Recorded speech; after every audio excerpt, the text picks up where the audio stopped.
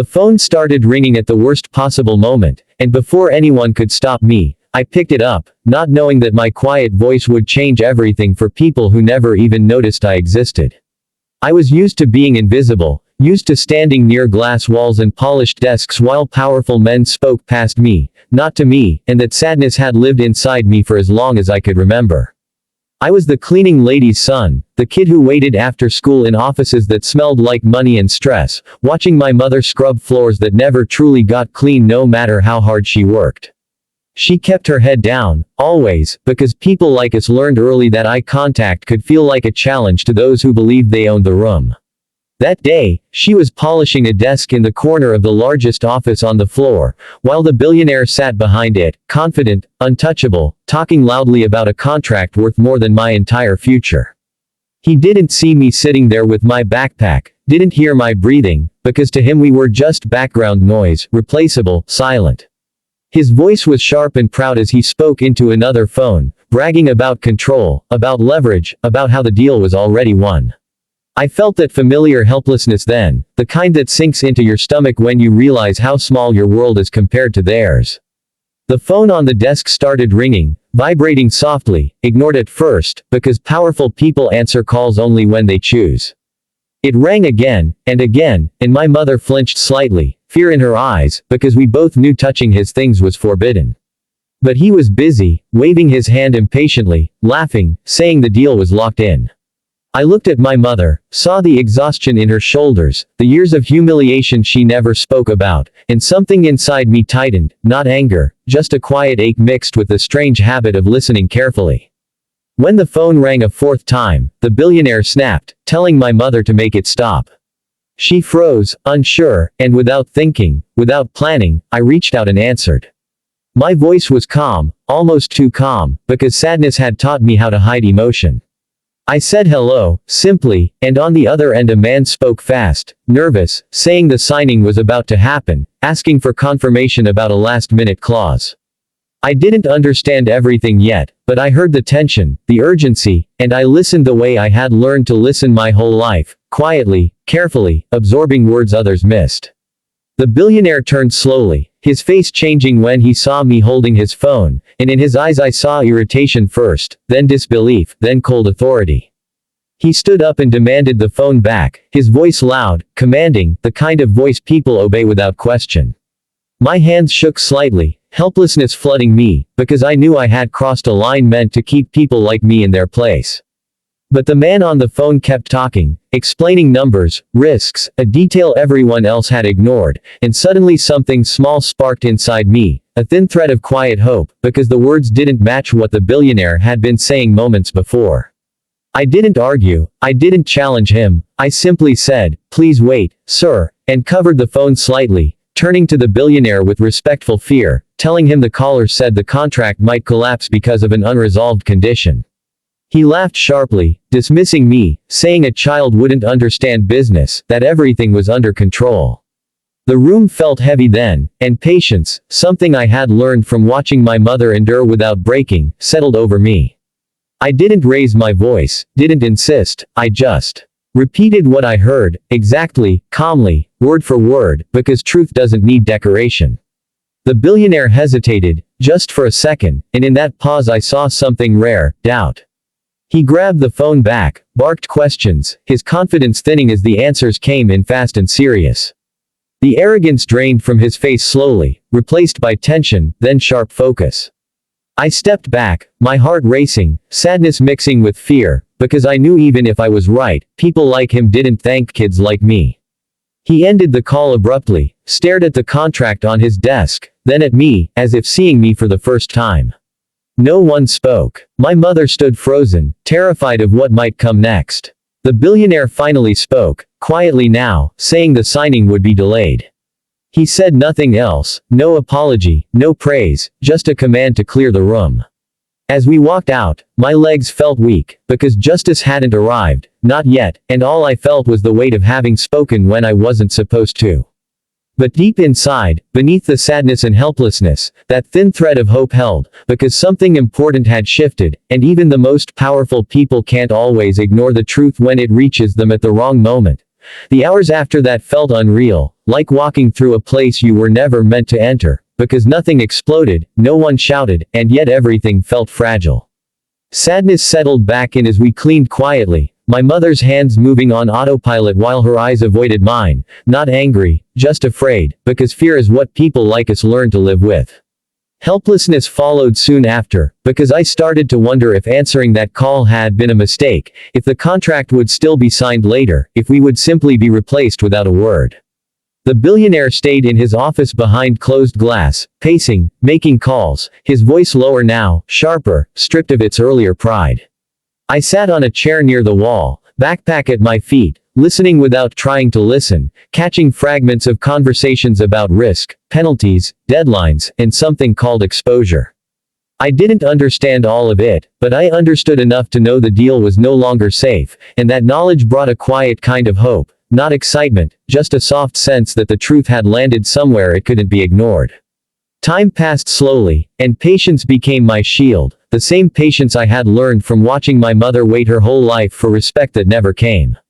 No one spoke to me, no one acknowledged what had happened, and that hurt more than being yelled at would have, because invisibility is its own punishment. Near evening, the billionaire finally opened the door and called for his assistant, then for his legal team, voices overlapping, tension filling the space where confidence once lived. I watched from a distance, feeling small again, wondering if any of this would matter tomorrow. When my mother finished her shift, she touched my shoulder gently, her way of saying we should go, her eyes still full of worry. As we walked toward the elevator, a man in a suit rushed past us, speaking urgently into a phone, saying the other side was reconsidering everything. The words reconsidering everything echoed in my head, and the thin thread of hope tightened just a little. At home that night, I couldn't sleep, replaying the call again and again, my voice, the pause, the billionaire's face when doubt appeared. Helplessness whispered that powerful people always protect themselves, that kids like me don't change outcomes, but patience answered back, reminding me that even small delays can save people from big mistakes. The next morning, my mother hesitated before leaving for work, afraid she might not come back with a job, and that fear hurt more than anything else. When the day passed and she returned safely, still employed, still quiet, hope grew just enough to breathe. A few days later, she came home with news she barely understood herself. The contract hadn't been signed, negotiations were frozen, lawyers were fighting over details. I said nothing, just listened, because listening had already proven powerful once.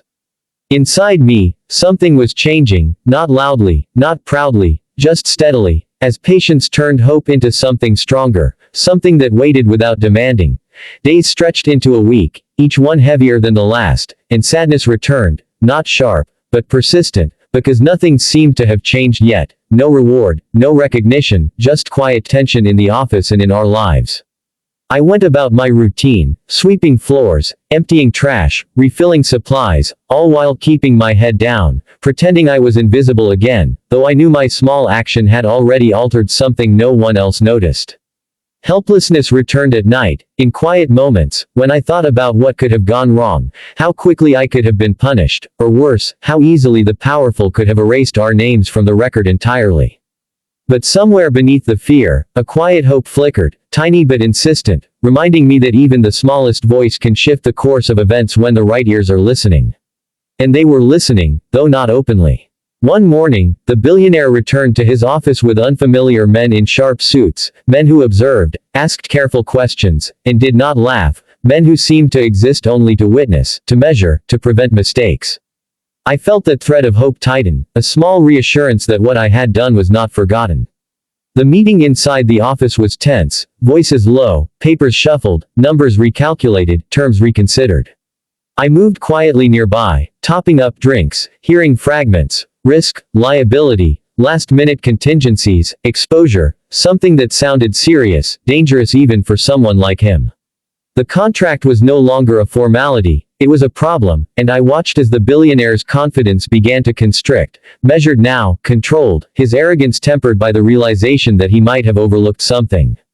At one point he glanced at me, not with irritation this time, but with a flicker of respect, or maybe caution, as if acknowledging that the quiet child had influenced the course of events. Patience kept me steady, reminding me that change rarely arrives loudly, It creeps in slowly, imperceptible until the outcome is undeniable. When the meeting ended, the men left quietly, the room emptied of noise and authority, and the billionaire remained behind, staring at the contract as though it had betrayed him. He did not call me over or reprimand me, he merely placed the papers into his briefcase carefully, deliberately, as if closing a door he had not expected to have to shut. That night, for the first time in weeks, I allowed myself to breathe fully, because a subtle shift had occurred, not in the building, not in the world, but in him, and I understood that sometimes justice is measured in influence, in quiet, in moments that alter choices without spectacle. Days later, rumors spread. The contract review was being prolonged, some partners hesitated, legal teams debated clauses long ignored. I remained silent, patient, watching from the shadows, understanding that sometimes the most powerful victories are invisible. Then came the day I was called into the manager's office, heart pounding, expecting punishment, expecting the worst. Instead, I was told that the billionaire had requested me by name. My chest tightened with fear, yet beneath it was the calm I had carried all these months, the strength born from enduring injustice without complaint. In the private office, he stood by the window, back to me, looking out over the city, reminding me how small individuals can feel in the world of the wealthy and powerful. Slowly, he turned, and in his eyes I saw consideration, not anger. He said the contract had been rewritten, clauses removed, terms made safer, and certain people would no longer profit from its flaws. He offered no praise, no thanks, but acknowledged that my action had prevented greater trouble, a recognition of influence, not of my age or status. The room was quiet, the weight of what had been done settling on all present. Compensation was offered, a sum that could have changed my life, and for a moment I felt the old sadness, because money does not repair what fear and helplessness took. I declined the sum, requesting only a recommendation and the chance to move beyond the uniform.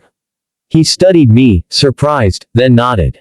Walking out, my steps felt lighter, not because the world had changed, but because I had survived, my truth had been heard, and justice, subtle and quiet, had arrived in the way I had not dared hope.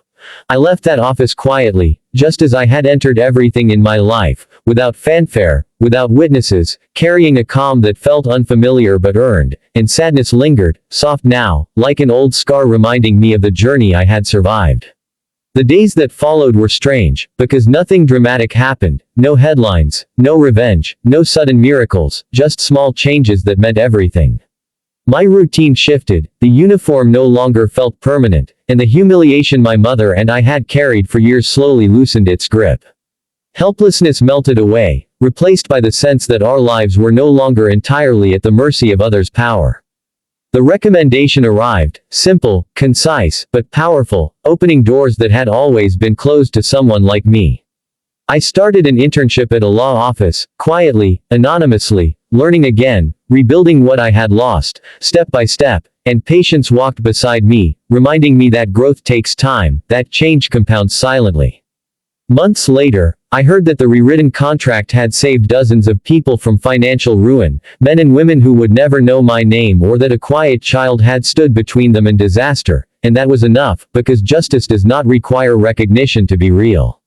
One evening, I passed the same office building, now as a visitor rather than a shadow, and I saw the billionaire again across the lobby. He noticed me, paused, then gave a single nod, not as a ruler, not as a threat, but as a man who had been forced to acknowledge that even the smallest actions can matter. His power remained, but now I understood its limits, boundaries he had never considered until confronted with quiet truth. And in that moment, I realized that justice does not always punish the powerful, sometimes it simply restrains them, and that can be enough. Later, I sat alone, watching the city lights, thinking of my mother, of all the contracts she had cleaned for others, and for the first time I felt not guilt or anger, but a quiet promise, that her story, and mine, had not ended in silence. I had spoken when it mattered, softly, truthfully, and that truth had moved something immovable. The world remained unfair, arrogance still smiled too easily, but I was no longer invisible to myself, and that alone was the justice I had not known I needed, a quiet, lasting victory that no one else might see, but that changed everything.